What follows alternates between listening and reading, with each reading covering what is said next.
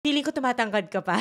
Dahil ang tawag sa'yo ay growing boy. Tawag sa'yo ni Igan, 'di ba, growing boy? Kay Igan nag-umpisa yun, Opo, 'di ba? opo, si Sir Igan po nag-tag sa'kin gawa ng ang hilig ko ang kumain sa umaga at simula nung nahilig ako kumain sa umaga, nahilig na rin po lahat ng unang hirit host kumain sa umaga.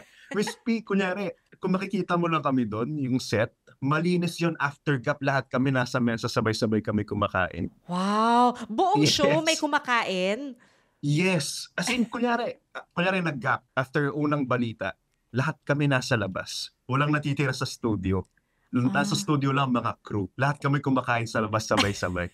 Everyday, crispy.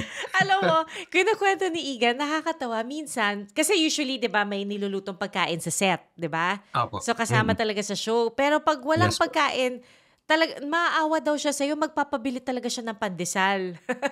Yes. Pero Miss May, ang nangyari ngayon meron na kaming contact na karenderya.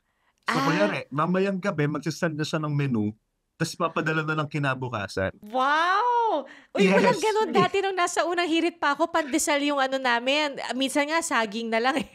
Yun nga Miss May ang kwento ni Sir Igan sa'kin, sabi niya sa'kin, "Jo, alam mo ba nung wala ka pa dito, pandesal lang kami.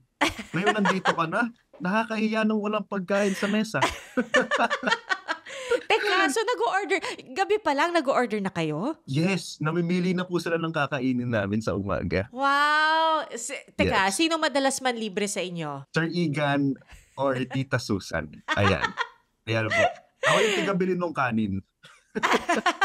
Ng kanin, ako nakatoka sa kanin. Gaano karaming nakakain mong kanin? Ay naku Miss P, depende kasi may mga times na mas lalo nung pa-Christmas season na, ang daming lechon, araw-araw sa studio. So parang Wow! hindi ko napapansin nakaka-3, 4 na kanin ako. Wow! Oo, magugulat sila, ako may iwan sa mesa, sila nasa studio na, yung mga gano'n pa. Pero teka, kakain ka pa ba ng breakfast pagkatapos ng unang hirit? Ay hindi na Miss P, Ah, hindi okey. na, Next mo hindi na. lunch na. Lunch na Okey, po. akala ko kakain ka pa ng breakfast, eh.